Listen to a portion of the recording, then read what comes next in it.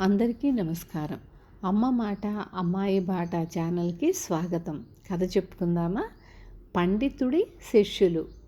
గోవిందుడు ఒక పండితుడి ఇంట పనిచేసేవాడు. తాను కూడా చదువుకోవాలనే కోరిక వాడిలో తీవ్రంగా ఉండేది.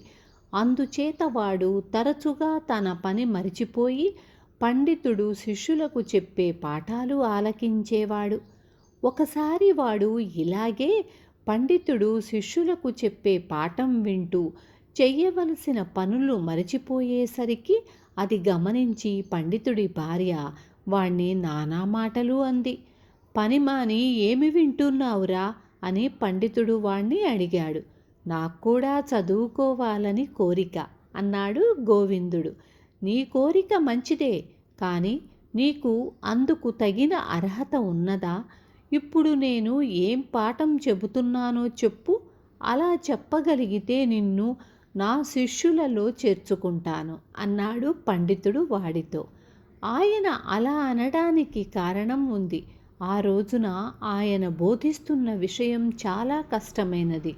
వింటున్న శిష్యులలో ఒక్కడికి అది ఇంకా పూర్తిగా అర్థం కాలేదు.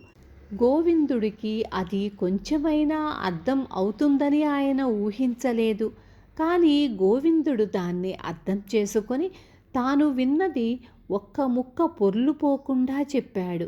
పండితుడు వాడి గ్రహణ శక్తిని మెచ్చుకొని ఆ రోజు నుంచి వాణ్ణి తన శిష్యులలో చేర్చుకున్నాడు. త్వరలోనే గోవిందుడు పండితుడి శిష్యులందరినీ మించిపోయాడు. శిష్యులు వాడి మీద తమకు గల అసూయను గురువుగారి దగ్గర వెళ్ళబోసుకున్నారు. నేనేం చేసేది? వాడు సరస్వతీదేవి అవతారంలా ఉన్నాడు. వాడు నన్నే మించిపోయేటట్టుగా ఉన్నాడు అన్నాడు పండితుడు. విద్యాభ్యాసం చేస్తూ ఉండగానే గోవిందుడికి కవిత్వం అబ్బింది. వాడి కవిత్వానికి ఎంతో ఖ్యాతి వచ్చింది. గొప్ప గొప్ప వాళ్ళు వాణ్ణి తమ ఇళ్లకు ఆహ్వానించి కవితాగోష్ఠి జరిపించి గొప్పగా సత్కరించసాగారు. ఇదంతా చూసి పండితుడి శిష్యులకు కన్నెర్రగా ఉండేది. ఇది చాలదన్నట్లు గోవిందుడు ఒక నాట్యశాల వారికి నాటకం ఒకటి రాసిపెట్టాడు. దాన్ని ప్రదర్శించగా చూసిన వారందరూ అద్భుతం అన్నారు. అప్పటి నుంచి గోవిందుడు సంస్కృత నాటకాలు అనేకం రాశాడు. వాటికి పుష్కలంగా డబ్బు కూడా వచ్చింది. క్రియకు పండితుడి పేరు నిలబెట్టిన శిష్యుడు గోవిందుడు ఒక్కడే అయ్యాడు. మిగిలిన శిష్యులలో ఒక్కడూ ప్రయోజకుడు అనిపించుకోలేదు. వారందరూ ఏకమై పనిచేసుకుని రెక్కల కష్టం మీద బ్రతకవలసిన వాడు మన గురువుగారి చలవ వల్ల మహాకవి అయి కూర్చున్నాడు. మనకేమో కవిత్వం అబ్బలేదు. అది చూసి గోవిందుడు మరీ మిడిసిపడుతూ ఉండాలి. వాడి గర్వాన్ని అణచాలంటే మనం ఇతర ప్రాంతాల నుంచి గొప్ప కవులను ఇక్కడికి ఆహ్వానించి ఘనంగా సత్కరించాలి అనుకున్నారు. ఈ పథకం కింద కొందరు శిష్యులు ఆంధ్రదేశానికి వెళ్ళారు.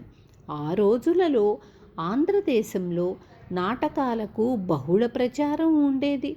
అక్కడి ప్రజలు ఆదరించిన నాటకాలలో కొన్ని చాలా కీర్తి తెచ్చుకున్నాయి. అలా నాటక రచనలో కీర్తి గడించుకున్న ఆంధ్ర నాటకకర్తలలో శ్రేష్ఠుడు భద్రకవి.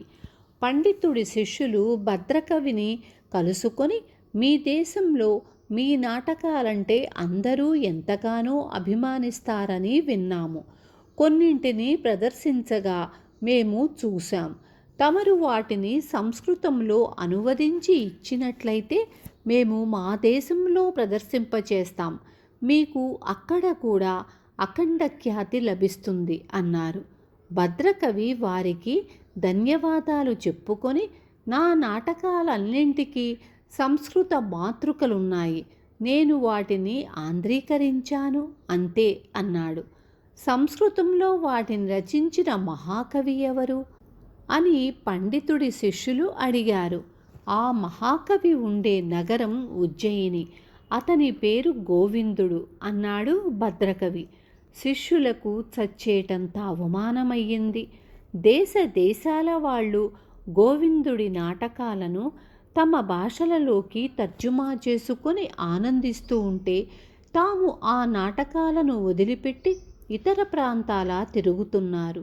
అసూయ ఎంత పనైనా చేయిస్తుంది అనుకొని వాళ్ళు బుద్ధి తెచ్చుకొని వెంటనే తమ నగరానికి తిరిగి వెళ్ళారు. విన్నారు కదా, అసూయ మనిషిని నిలువునా దహించేస్తుంది. రేపు మళ్ళీ మంచి కథతో మీ ముందుకొస్తాను.